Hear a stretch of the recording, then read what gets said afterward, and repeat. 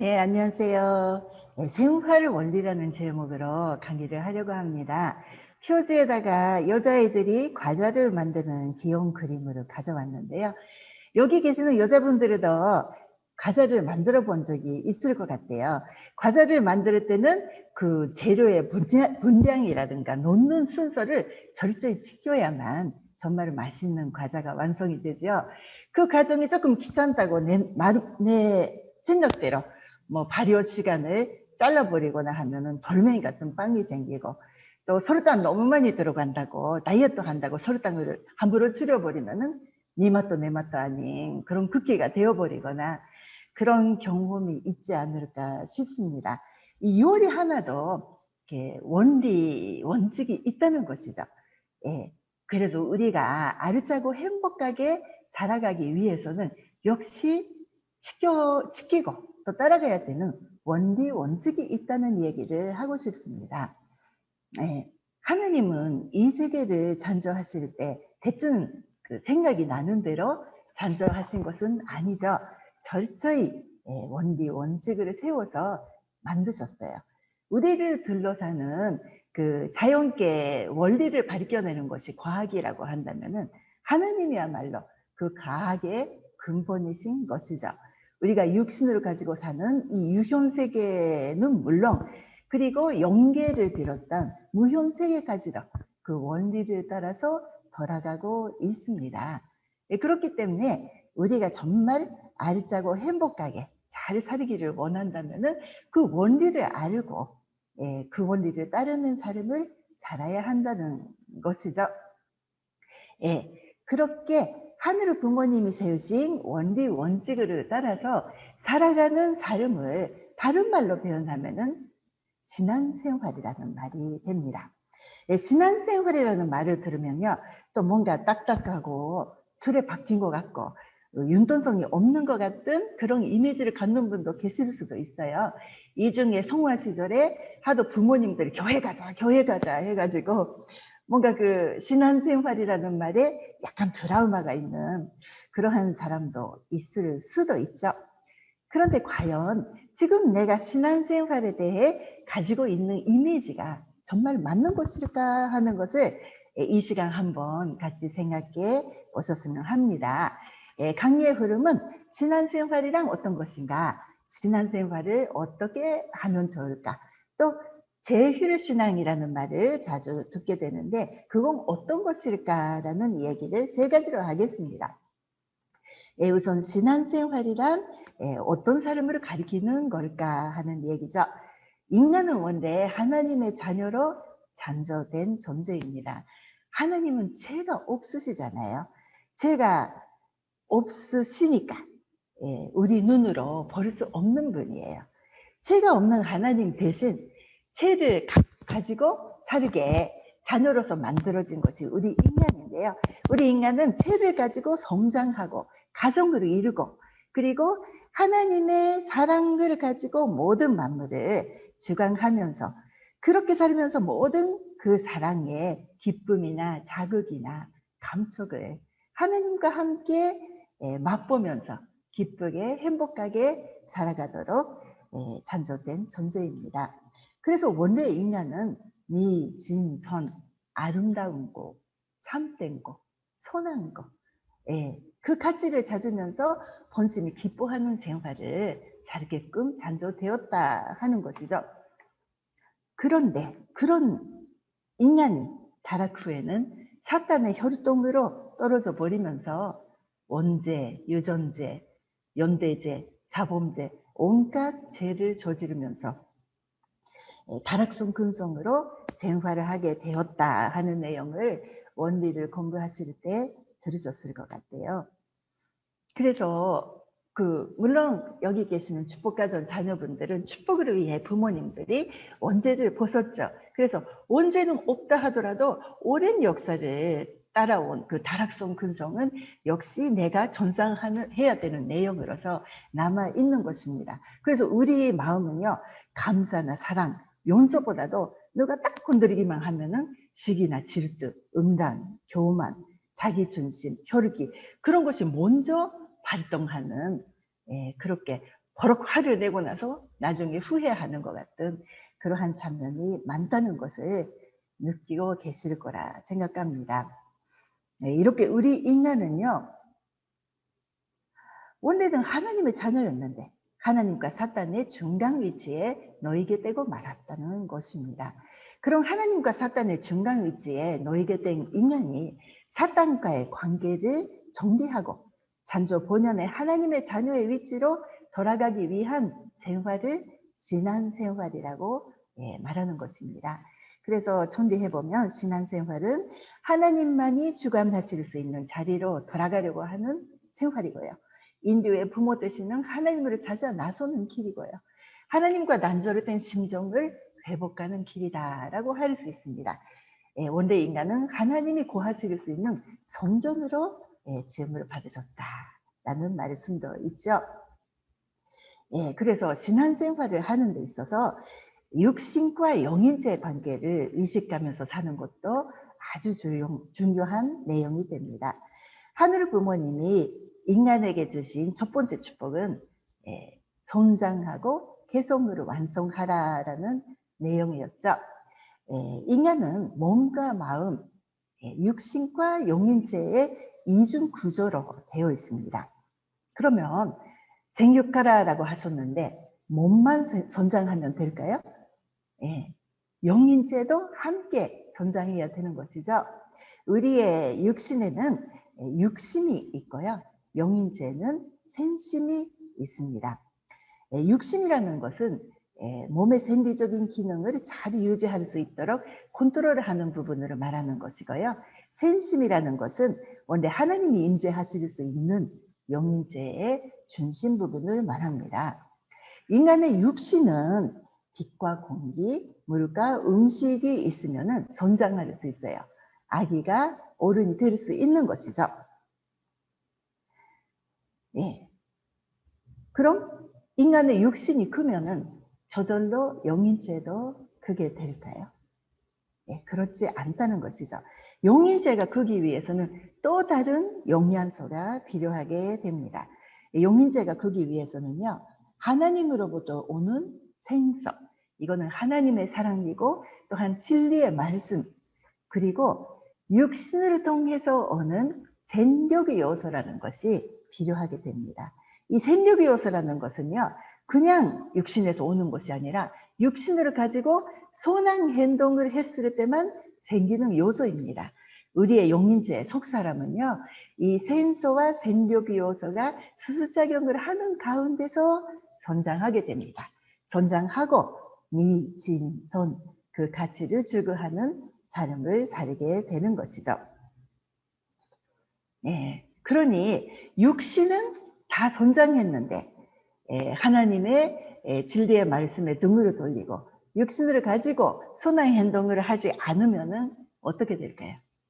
몸은 어른인데 그 속 사람은 정말로 남에게 배려할 줄도 모르고 남의 그 입장도 전혀 이해 못하고 자기만을 아는 이기적인 그런 아직 속 사람이 성장하지 못하는 마치 미숙아 같은 존재가 되겠죠. 혹시 주변에 이러한 사람들이 있지 않을까요? 떠오르는 사람이 있을 수도 있죠. 그 다음에 나는 어떨까 한번 생각해 보실까요? 나의 영인체는 얼마나 크고 있을까, 잘 성장할 수 있을까 하는 것을 생각해 보면 좋겠습니다. 이 영인체가 잘 성장하면은요, 이 영인체가 육신에게 돌려주는 요소가 있어요.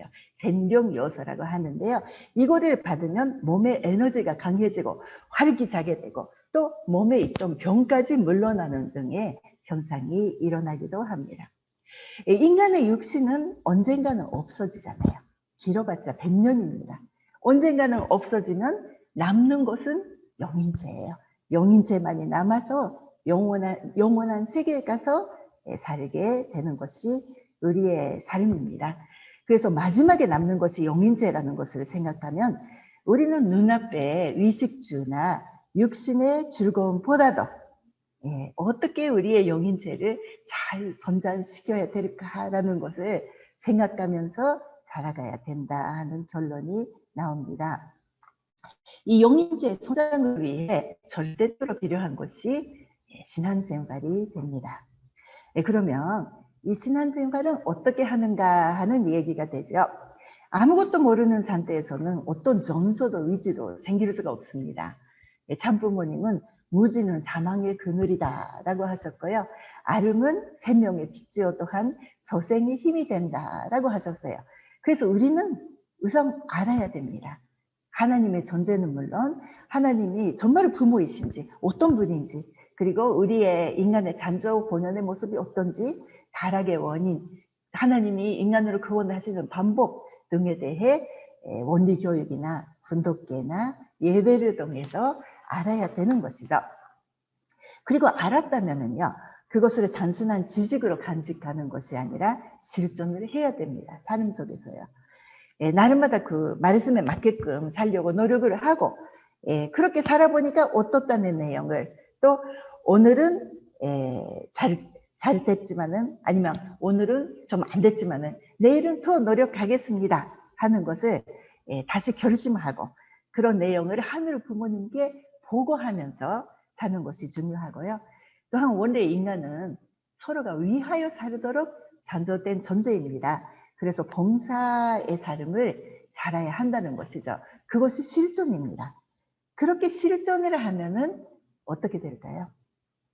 처음 해야 한다는 의무감으로 실천했다 하더라도 그 실천을 통해서 하늘 부모님의 심정을 제어하게 되고, 내 안에 하늘 부모님의 심정과 사랑이 점점 깃들게 됩니다. 그것을 하나님의 심정을 제휴를 한다라고 하는 내용인데요. 그러면서 하늘 부모님의 성품을 닮은 인격자, 사랑의 소유자가 되는 것이 우리의 신앙생활의 목표라고 할 수가 있습니다. 그러면 신앙생활의 내용을 구체적으로 5가지 항목으로 나누어서 설명드리겠습니다. 5가지 중에 첫 번째는요, 훈독회입니다. 참부모님 말씀을 함께 훈독해 보실까요? 모든 축복 가정은 먼저 가정 안에서 하나님을 중심에 모시고 부모와 자녀가 완전히 하나가 되는 훈독 교육을 매일 실천하라는 것입니다. 원리 교육, 참부모님께서 주신 교제 교본 교육, 참부모님 자서전 내용 교육, 그리고 원리 본체론의 절대성 교육을 철저히 시켜야 한다는 것입니다. 예. 육신이 하루 세끼 밥을 먹고 그 건강을 유지하듯이 하늘 부모님의 말씀이 우리의 영인제의 밥이라 할 수가 있습니다. 하루 3번은 어렵더라도요, 하루 1번이라도 시간을 정해서 훈독을 함으로써 우리의 영성이 높아지고 하늘에 대한 우리의 심정이 자라나가게 됩니다. 훈독에 대한 참부모님의 말씀을 잠시 같이 훈독해 보겠습니다. 훈독계만 하면 다 끝난다. 밥을 먹을 때마다 가족들, 일족이 모여서 훈독계를 하라. 콩나물에 물을 주면 잘 자라듯이 자기도 모르게 자꾸 크는 것이다. 지금 이때 훈독계를 통해서 영계가 여러분에게 연결된다. 선생님을 도와주던 영계가 여러분에게도 연결돼서 도와주는 것이다. 원수가 깨끗이 전산된다. 박해가 없어지고 전 세계뿐만 아니라 영계까지 해방된다. 훈독계를 하면은 장부모님을 도와주시던 영계가 우리를, 나를, 또 나중에 우리 가정을 도와주게 된다는 말씀이죠. 그리고 얼마나 축복이 무서운가를 알라. 앞으로 훈독계를 안 하게 되면 그것이 흘러가 버린다. 세계적으로 축복받은 사람들을 내버려 둬도 훈독계만 하면 다 수습된다. 그것을 우리가 준비하기 위해서 훈독계의 전성을 드려야 한다. 참부모님은 지금 아버님은 영계에 계시고 어머님도 언젠가는 아버님 곁에 가시게 되죠. 그래도 지상에 있는 우리들이 훈독계를 계속 한다면 참부모님의 가르침, 그 사랑이 항상 우리와 함께 있게 된다 하는 내용입니다. 또 2번째는 신앙생활. 신앙생활의 2번째는 예배입니다. 지금은 코로나 때문에 온라인으로 많이 하지요. 가정에서 예배를 드리는 경우도 많을 것 같습니다. 그렇지만 원래의 예배의 의미는 지나간 한 주 동안 하늘 부모님의 뜻과 어긋나게 살았던 부분에 대해 회개와 속죄를 하는 것, 그리고 한 주 동안 우리를 지켜주시고 인도해 주신 하늘 부모님께 감사를 드리는 것, 그리고 말씀을 통해서 삶의 방향을 다시 설정하고요. 육신을 중심으로 한 주 동안 살았다면 다시 한번 생심은 여기 제 중심 부분이었죠. 생심을 중심으로 하는 생활로 궤도를 수정하는 기회가 된다.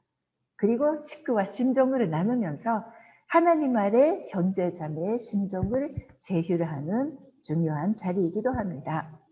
그래서 예배를 준비하는 자세로서는 우선 지각하지 말아야 됩니다. 성일 예배 시간 전에 가서 말씀을 받기 위한 마음의 준비를 해야 합니다. 그리고 공식적인 기념일이나 집회 같은 것을 샘면시하고 움직여야 한다는 장부문의 말씀이 있습니다. 새벽 경배, 정성, 예배 시간으로 엄수하지 못하면서 자기의 아들, 딸이 잘 되기를 바라면 안 된다. 후손을 세우려면 부모가 잘해야 된다. 이제 부모가 되실 축복을 받고 부모가 되시려는 분들이니까요. 지금부터 이런 신앙 자세를 잘 점검하고 나아가셔야 할 것 같습니다. 그리고 세 번째는 11조 생활입니다.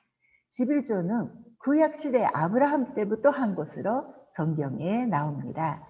내가 소유하고 있는 물질 중에 10분의 1을 전성을 들여서 하나님께 바침으로써 전체 100% 전체를 돌렸다는 조건이 된다라고 제가 여기에 썼는데요. 조건이 된다라기보다 그러한 조건으로 하나님이 인정해 주신다는 겁니다. 10개 중에 하나를 바침으로써 나머지 9에 대해 하나님이 거룩한 물건으로 간섭해 주시고 지켜주시게 된다는 것입니다. 그래서 돈이 헛되게 흘러가지 않고 무슨 사건이 일어나서 돈이 갑자기 완전해지거나 그러한 일이 일어나지 않게 하나님과 연계가 지켜주시는 귀한 조건이 된다는 것입니다. 11조에 대한 장부모님의 말씀입니다. 공금에 대해 엄격해야 합니다. 11조는 철저히 해야 합니다. 자기 총수입에서 10대 1조는 반드시 하나님 앞에 바쳐야 됩니다. 공금이라는 말을 쓰셨어요. 11조는 공금이다. 내 돈이 아니다. 하나님의 돈이다. 그거를 소중히 해야 나머지 곳에 하나님이 간섭해 주신다. 또 11조는 제일 전손들인 스꽃이어야 합니다. 그것이 재물입니다. 재물을 드리는 데는 스꽃을 드려야 합니다. 왜 그러냐? 재물은 나 대신이기 때문입니다. 스꽃이라는 말이 나왔어요. 똑같이 10분의 1의 그 X다 하더라도 쓰다 남은 돈으로 드려서는 안 된다는 것이죠. 봉급이 들어오면, 어떤 수입이 들어오면 맨 먼저 하나님의 몫을 스콧으로 전선 드려서 바친 다음에 나머지 9을 감사하면서 서야 되는 것이죠. 그리고 전선 드려 11조만 해보면 절대 굶어 죽지 않습니다. 그 후손이 물질에 대해 금비를 당하지 않는 것이 원칙입니다. 라고 했습니다. 11조. 지금 혹시 이거 축복의 조건이 되어 있죠? 11조가 너무 어렵게 느껴져서 일정한 X를 월정 헌금을 11조나 이름으로 하고 계시는 분들도 계실 수 있어요. 하지만 이 11조 정말 하다 보면 하나님이 지켜주시는 것을 실감할 수가 있답니다. 그 다음에 네 번째는 기도 생활입니다. 기도는 내가 하늘 부모님 자녀로서 하늘 부모님께 나의 삶을 보고하는 것입니다. 그래서 기도란 타락으로 말미암아 단절된 부모이신 하나님과의 대화다. 자녀와 부모가 대화를 하는 것이기 때문에 진지하고 아기 같은 마음으로 솔직하게 얘기를 하면 됩니다. 무슨 대표 기도할 때는 뭐뭐 하옵니다. 그 말투도 좀 격식을 차리고 그렇지요. 그렇지 않으셔도 돼요. 오늘은 이러이러한 일이 있었습니다. 너무 속상해요. 이 마음을 어떻게 해야 될까요? 라든가 예, 내가 지금 이런 감정으로 느끼고 있는데 내가 왜 이럴까요? 예, 나는 어떻게 행동해야 될까요? 이 마음을 존대하려면 어떻게 해야 될까요? 솔직하게 이야기를 해보는 것이 중요하다는 거죠. 그리고 기도는 기투라고 합니다. 예, 싸움이라는 것이죠. 영적인 싸움입니다. 기도하려고 하면 사탄의 방해가 옵니다. 그래서 갑자기 해야 할 일이 생각나거나 평소에 잊고 있었던 잡다한 생각이 막 몰려오기도 합니다. 그것을 막 물리치고 기도에만 집중하니까 영적인 싸움이다라는 말이 있습니다. 그리고 기도는 어디서나 언제나 생활 전반에 대한 보고 생활입니다. 나의 생활을 하늘 부모님께 보고를 하는 것이죠. 아침에 일어나면 오늘은 이러이러한 일을 하겠으니 모든 일을 하늘 부모님 같이 하늘 부모님 같은 사랑의 심정으로 행하고 그거 잘 이룰 수 있도록 도와주십시오 라고 미리 보고하고 나가죠. 저녁에는 아침은 이렇게 목표 세우고 출발을 했지만 결과가 이렇게 됐습니다. 잘 됐을 때는 감사합니다. 함께 기뻐해 주세요. 잘 안 됐을 때는 거기에 대해 좀 어디가 잘못됐는지 또 하늘 부모님과 상의하면서 내일은 더 노력해 볼 테니까 함께 해 주십시오. 지켜봐 주십시오. 그 결심을 고하는 그러한 것이 기도가 됩니다. 그리고 기도는 보고, 문의, 그리고 하늘 부모님으로부터 결제를 받는 것이다 라고 합니다. 뭐든지 보고하면서 행하는 것이 습관이 되면은요, 하늘 부모님이 내 마음속에 지혜와 지시를 주시는 것을 느낄 수 있게 됩니다. 보고 생활을 계속하면 그러한 감성이 손전돼 가지고 그러한 지시나 계시를 느낄 수 있게 됩니다. 기도할 때는 꼭 무릎을 꿇고 그렇게 하지 않아도 걸어가면서도 일을 하면서도 계속 하늘 부모님을 향해 보고를 하고 또 기도를 할 수가 있는 거죠. 그렇게 하면서 하늘 부모님과 함께 하는 생활을 이끌어가는 것입니다. 기도에 대한 참부모님의 말씀이 또 있어요. 기도를 많이 하면 영적으로 밝아진다. 또 선악에 대한 분별력이 생긴다. 어려운 목적을 위해서 하루에 3번은 기도해야 한다. 지금은 모심의 때이기 때문에 자리만 모시면 가르침을 받게끔 되어 있다. 언제나 하나님이 공급해 주실 수 있는 통로가 있어야 뜨거울 수 있다. 그 통로가 기도이다. 그런 사람은 하나님이 변하시지 않는 한 변하지 않는다. 영적인 안테나가 높아야 된다. 그러기 위해서는 정성을 누려야 한다. 기도하라는 것이다. 기도라는 것은 무섭다.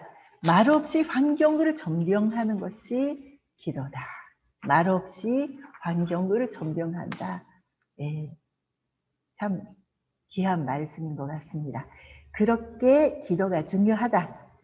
아직까지 기도가 잘 안 된다 하는 분은 시간에 따라 서로가 자신에게 맞는 시간이 있을 수 있어요. 아침에도 해보고 저녁에도 해보고 밤중에도 해보고 이때가 기도가 잘 되는구나. 그런 나만의 시간, 나만의 찬석 그런 것을 찾는 것도 중요합니다. 신앙생활의 마지막 5번째 봉사생활입니다.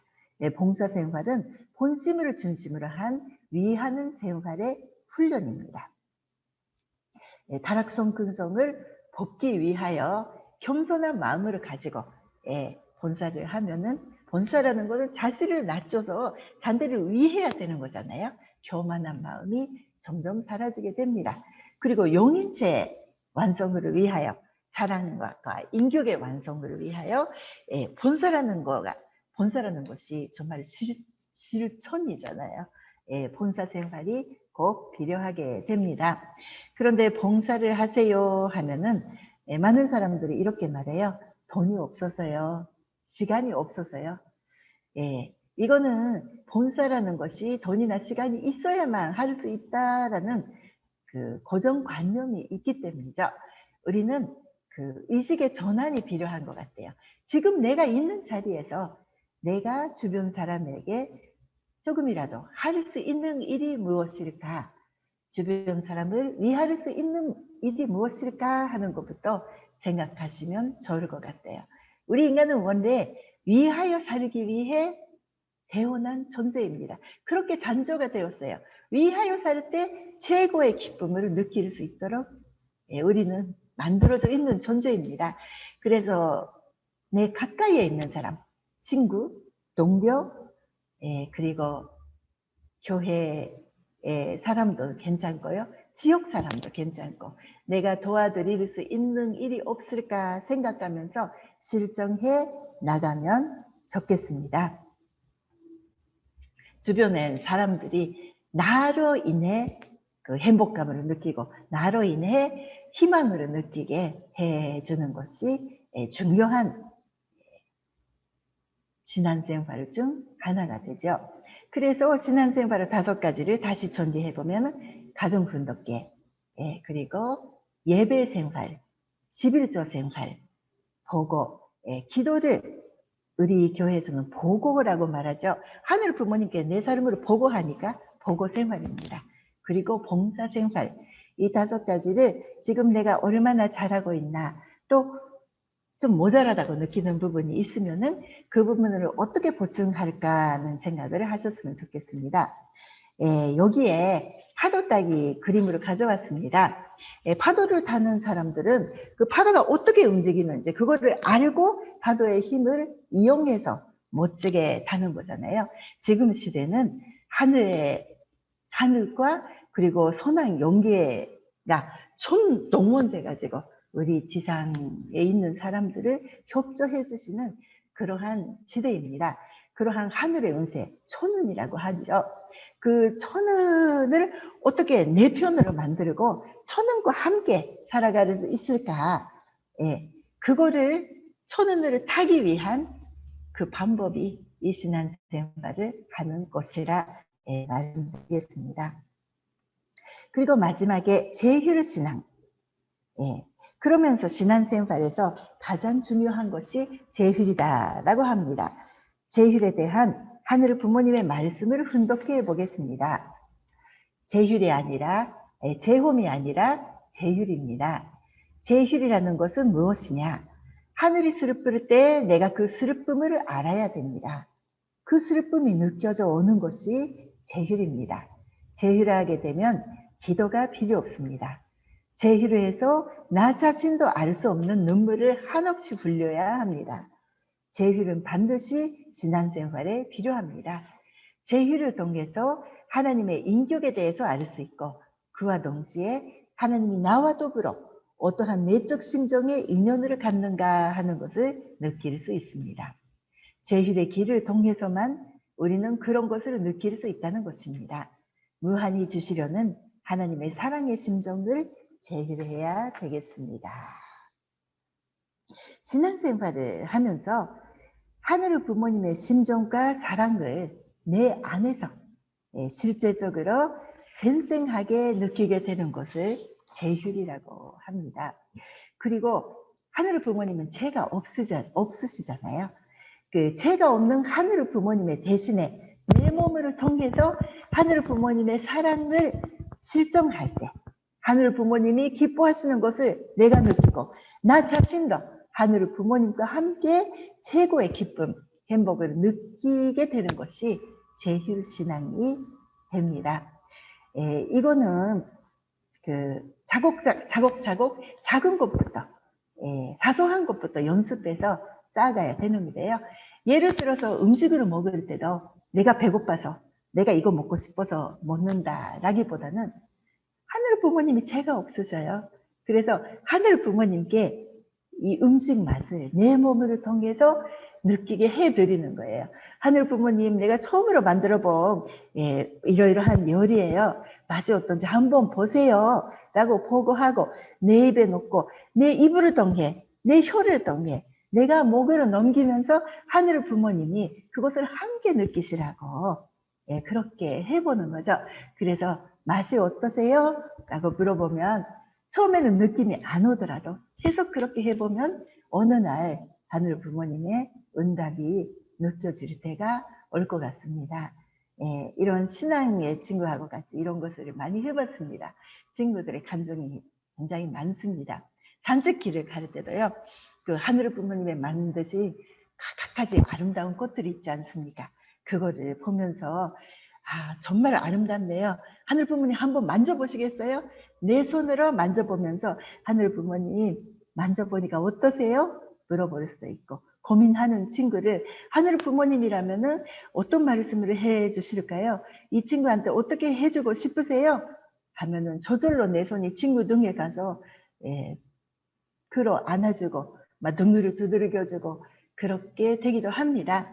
그렇게 하나하나 하늘 부모님이라면 어떻게 느끼시고 내 몸을 통해서 어떻게 하고 싶으실까 하는 것을 찾아가는 거 제일 신앙이 됩니다. 우리가 신앙생활을 하면서 이러한 제의를 쌓아가면서 하늘 부모님의 성품을 다루면 하늘의 자녀가 될 수 있는 것이죠. 이 시간 축복을 준비하시는 분들이 나 자신의 신앙생활을 다시 한번 되돌아보면서 앞으로 어떤 것을 또 보충해야 될까라고 생각하는 그러한 시간이 되었으면 정말 다행이라고 생각합니다. 제 강의는 여기까지로 마치겠습니다. 감사합니다.